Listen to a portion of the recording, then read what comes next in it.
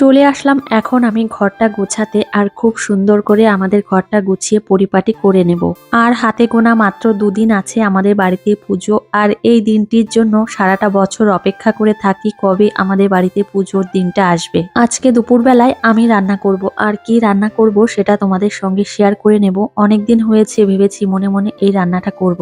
গোছানো পরিপাটির জিনিস দেখতে সত্যি খুব ভালো লাগে, কিন্তু তার পেছনে অনেক পরিশ্রম থাকে। তো এই যে ঘরটা গুছিয়ে নিয়েছি, মেয়েকেও স্নান করিয়ে দিয়েছি, ওকে এখন একটু এখানে বসিয়ে রেখেছি। আজকে সকাল থেকে আমার মেয়ের শরীরটা একটু খারাপ রয়েছে, কাশি হচ্ছে, সেই সঙ্গে হালকা একটু গা গরম রয়েছে, সেই জন্য প্রচন্ড ভয় লাগে।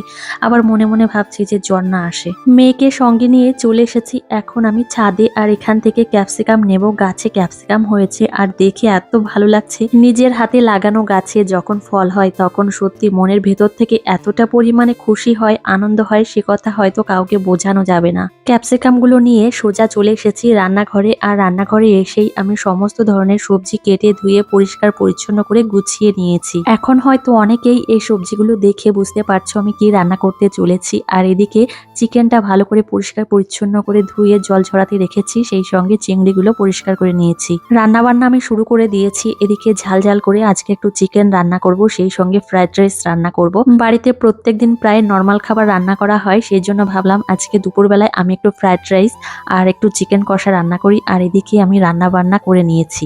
রান্না বান্না একদমই কমপ্লিট হয়ে গেছে। আর এদিকে চিকেন কষাটা তোমাদের একটু দেখাচ্ছি, সামান্য একটু ঝোল রেখেছি। তো ফ্রাইড রাইসের সঙ্গে খাবে, সেই জন্য ভাবলাম একটু ঝোল রাখি। তো চলো এখন খাওয়া দাওয়া শুরু করে দিই।